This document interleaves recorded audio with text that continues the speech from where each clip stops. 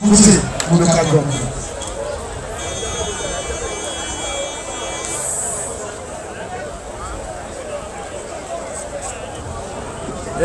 Àwọn ọmọ ẹgbẹ́ tí wọ́n ṣẹ̀ tẹ ifá àwọn ni ẹ̀ ń wò yìí.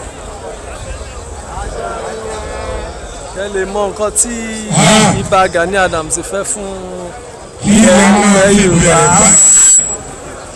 A máa ya picture. Gbogbo olóríire tó wà nílẹ̀ yìí ẹ bá mi ṣá elédùn látọwọ́ tó lórí òbí lọ́dọ̀.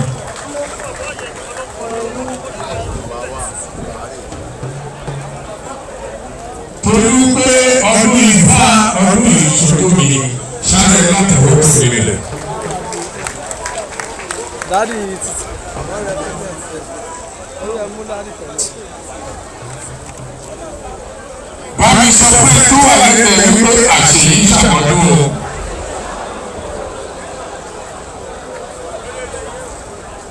Àfihàn ọlọ́run ọba yín o, àfi ṣègbéraga. Torí àwọn tí a rí ní èṣí, àrọ́pọ̀lọpọ̀ lọ́dún yìí mọ́. Torí pé ó ní ẹ̀dùn yìí, bámi ṣá elédùn láti kọ́ tó rẹ̀ tó rẹ̀. Agbọ́dọ̀ ṣe wọ́n ṣe sọ́kọ́ òyìnbó tó ní. Màá kọ́kọ́ kí gbogbo àwọn babaláwo wa ń bí abọ́dúnmọ́lé.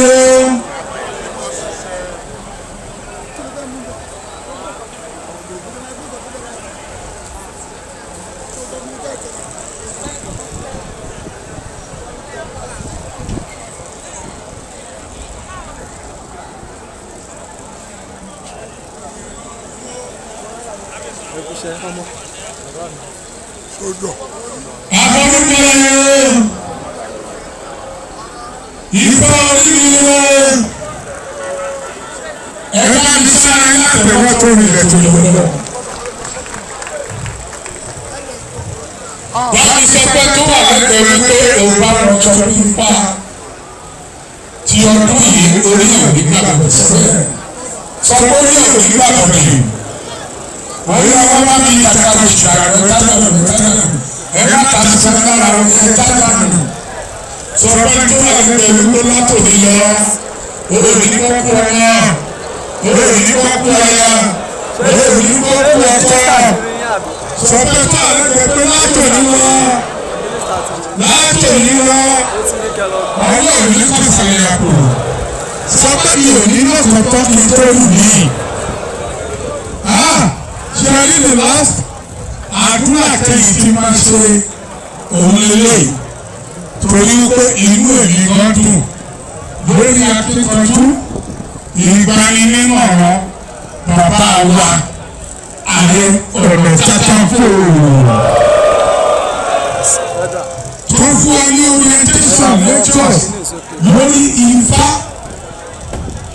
the essence kéèyàn dáfá ẹni bí àwọn tó tẹ pálábí ìṣòkò torí náà ẹni tó tẹ sá elédùn àtọwọ́ tó lulẹ̀ àtọwọ́ tó lulẹ̀ àtọwọ́ tó lulẹ̀ àtọwọ́ tó lulẹ̀ àtọwọ́ tó lulẹ̀. A bẹ̀rẹ̀ pẹ̀lú àdúrà ìbẹ̀rẹ̀ ètò torí lẹ́yìn Ọlọ́run tátúni lẹ́yìn Ọlọ́run tání lẹ́yìn Ọlọ́run tátúni lẹ́yìn Ọlọ́run tátúni. A bẹ̀rẹ̀ pẹ̀lú àdúrà ìbẹ̀rẹ̀ ètò. All the three bodies ranging from Muslim body, Christian body, and the Islamic body. Emako, Odunaban, we're ready for you. Let's go.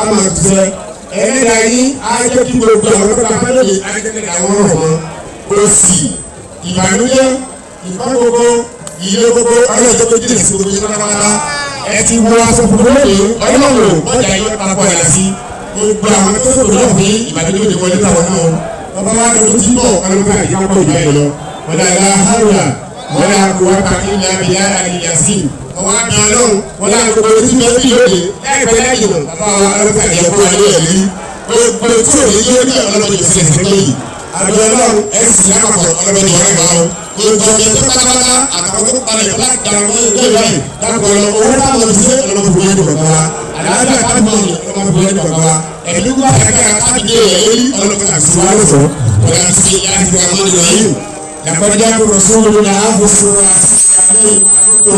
àlẹ́kùn ìdìbọn mi nínú ẹ̀rọ òkúrò yìí وقل حسبي الله لا اله الا هو عليه توكلت وهو رب العرش العظيم سبحان ربك رب العزه عما يصفون وسلام على المرسلين والحمد لله رب العالمين كل تكبير تكبير تكبير الله اكبر كبيرا سبحان النبي الكريم حقني هو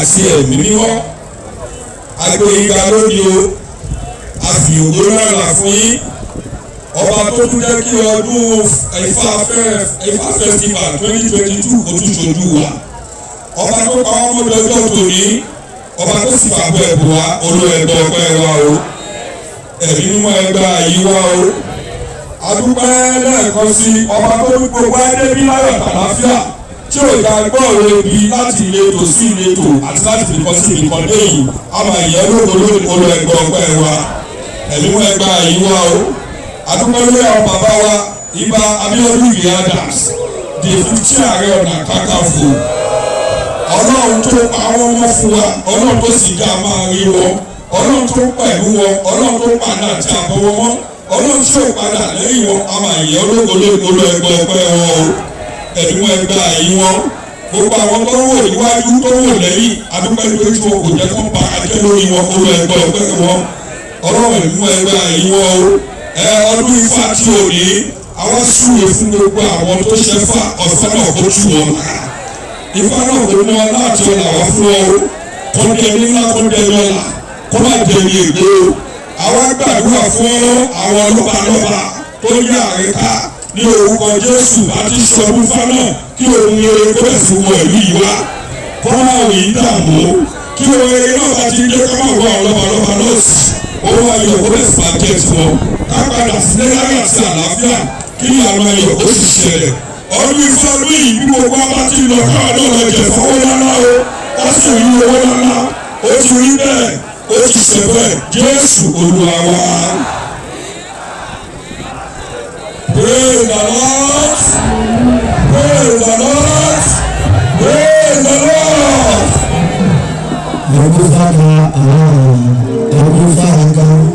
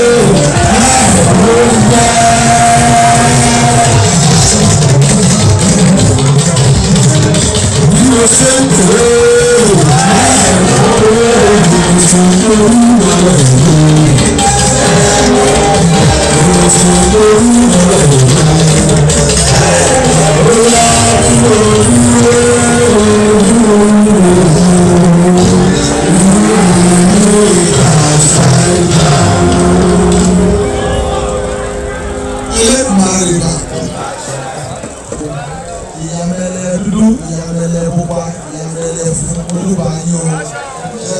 Mo wá dúpà ọ̀wọ́n tí wọ́n ṣílẹ̀ mọ́ lónìí máa dúpọ̀ ọ̀wọ́n tí ilẹ̀ mọ́ lónìí. Mo dúpọ̀ nílé mo dúpọ̀ àlejò mo dúpọ̀ abẹ́rẹ́ lóṣùgbò mo dúpọ̀ láéláé mo dúpọ̀ lóye. Mo wá ṣe bá ọ̀gá mi fífi Ààrẹ Ọ̀nà Kakanfo. Ẹ̀pẹ́ lórí àṣẹ ẹ̀jẹ̀ ìránṣẹ́ o. Elédùmarè ó ti fún yín ṣe ẹ̀ máa mọ̀ ṣe. Ẹ ti ń bá gbà mú ẹ̀ máa bá gbà mú. Ẹ ti ń bọ́jọ́ mu ẹ̀ máa bọ́jọ́ mu. Àníwá yín ti o. Ojú ẹ̀jẹ̀ kì í sọnù ẹ̀ ń sọnù. Àyà kì í yọnù tùmọ̀ aráyé ìyọ́ lórí ayé. Ọkàn yẹn balẹ̀ o. Gbogbo àwọn táwa ṣe ọdún fún ọdún yìí. Ojú wa ti rí ọdún yìí. Ayé ọdún tó ń bọ̀ o. Àníbọ̀ ọdún jẹ o. Ọdọọdún lẹ̀ àwa sòwò àwa sọ̀mọ́. Lágbára ṣe ìdùnnú àyè. Àwa la máa délé Yorùbá o. Ogun òníjà wa o. Ibi òníṣẹ́ ni wa báyìí o. Ifá ní ajá kú ajá nínú sínú iná. Ajá kú ajá nínú sínú iná. Ẹdìyẹ kú ẹdìyẹ lọ́sẹ̀ sí àrò. Gbogbo tọmọ níṣòrí payò tó. Dábùn lè rò ọdún pé. Àbùkún wọn lè rò ọdún jọ. Ọdún pé ọdún jọ. Àwa mọ̀dọ̀ wàyí sí pé Elédùmarè. Àwọn ẹnu pé ọdún kà ṣe lọ́dún tó kọjá. Ibi ọdún tuntun bá wa láyé.